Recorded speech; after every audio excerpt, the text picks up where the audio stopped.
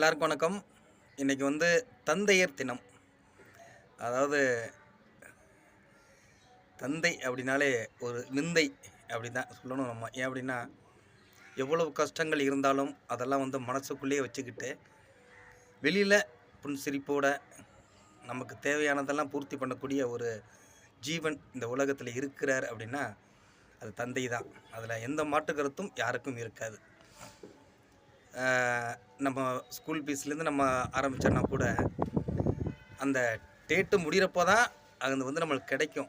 ஆனா, அதுக்கு படுற அந்த சிரமங்கள், அத நம்மளுக்கு கொண்டாந்து குடுத்துட்டு, அதுக்கு பிறகு அவர் சந்திக்கிற அந்த பணத்துக்கான பிரச்சனைகள்லாம், அதெல்லாம் எப்போ தெரிய வரும் அப்படின்னா, நம்ம அந்த இடத்துக்கு வருகிற போது தான், அவர் என்ன கஷ்டம் பட்டிருப்பார் அப்படிங்கிறதே நம்மளுக்கு தெரிஞ்சுக்குவோம்.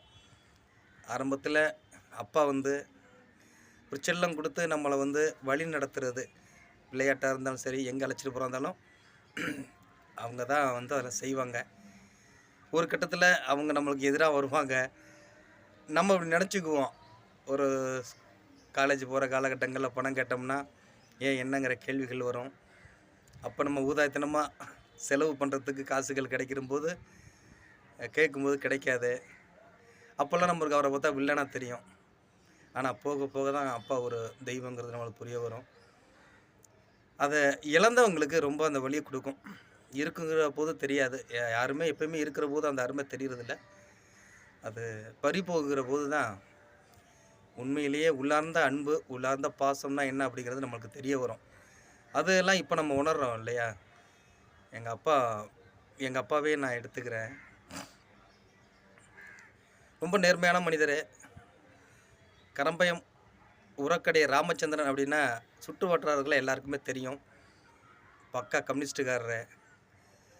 இறக்குற வரையும் சிகப்பு துண்டு தான். வேற துண்டுக்கெல்லாம் அவரு மாறுனதே இல்ல. பணத்துக்கோ, பதவிக்கோ ஆசைப்பட்டவர் இல்ல. கொள்கைக்காக மட்டுமே கொள்கையாக அப்படியே வாழ்ந்தவரு. இறுதி வரை சாமியே அவர் கும்பிட்டதில்ல. அந்த கொள்கையின் அடிப்படையிலேயே அவர் இருந்தாரு. ஆனா, அதுக்காக நாங்கலாம் சாமி கும்பிட்டா, அத தடுத்ததும் இல்ல. அதுதான் அந்த நேர்மை. அந்த அப்பாவுக்கே உண்டான நேர்மை அது. தனக்கு பிடிக்காதது தன் தன் சார்ந்தவங்களுக்கும் பிடிக்கக்கூடாது அப்படிங்கிறது இல்ல. அவங்களுக்கு பிடிச்சா அத செய்யலாம் அப்படிங்கிற ஒரு சுதந்திரத்தோட விட்டவர் தான் எங்க அப்பா. உண்மையிலேயே அவர இந்த நேரத்தில நெனச்சு பார்க்குறது ரொம்ப பெருமைப்படுறேன். இப்படிப்பட்ட ஒரு மனிதருக்கு தான் நான் பிறந்தேன் அப்படிங்கிறத ரொம்ப பெருமைப்படுறேன். எங்க அப்பாவ பத்தி கொஞ்சம் நான் பேசணும். ஏன்னா, எங்க ஊர்ல மார்க்சிஸ்ட் கம்யூனிஸ்ட் கட்சி ஆரம்பிக்கிற போது, எங்க ஊர்ல அந்த ஆரம்பிக்கிற போது 4 பேர் தான் இருந்திருக்காங்க. அதில எங்க அப்பாவும் ஒருத்தர் அப்படின்னு சொல்லி நான் கேள்விப்பட்டிருக்கேன். அப்புறம் பார்த்தீங்கன்னா, போக போக பல பேர் உள்ள வந்ததுனால, எங்க அப்பா அதுலேருந்து வெளிய வந்துட்டாரு. கட்சியிலேருந்து வெளிய வந்தாலும், அந்த கொள்கையிலிருந்து அவர் வெளிய வரல. வேற கட்சிக்கு மாறல. அதே இடத்துல தான், அதே சிகப்பு துண்டு தான், அப்படி தான் இருந்தாங்க. அதேபோல எங்க ஊர்ல பார்த்த இன்னொரு மனிதர், எங்க பெரியப்பா தான் அவரு. ரொம்ப மிகச்சிறந்த ஒரு மனிதரும் கூட அவரு. அரங்க சின்னப்பா அப்படிங்கிறது அவர் பேரு. உண்மையிலேங்க ஆளும் வெள்ள, அவர் அணியிற சிப்பாவும் வெள்ள, அவர் மனசும் வெள்ள. இறுதி வரை அவர் இறக்குற வரை அது 3யும் கரைபடாமல் பார்த்துக்கிட்ட மனுஷன் அரங்க சின்னப்பா. எனக்கு ரொம்ப பிடிக்கும் அவர.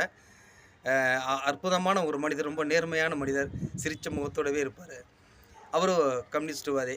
இன்னைக்கு இருக்கிற கம்யூனிஸ்ட்வால உள்ளவங்களுக்கு முக்கியமான அருணன் போன்ற பெரிய மனிதர், இந்த சண்முகம் சார் இவங்களுக்கெல்லாம் கண்டிப்பாக அரங்க சின்னப்பா அவர்கள தெரிஞ்சிருக்க வாய்ப்பு உண்டு. அவர் அவ்வளோ பெரிய ஒரு மனிதராக வாழ்ந்தார். நான் தோழர் ஜீவாலாம் நம்ம கேள்விப்பட்டிருக்கோம். எவ்வளோ பெரிய மனிதரா அவர் இருந்திருப்பாருன்னு.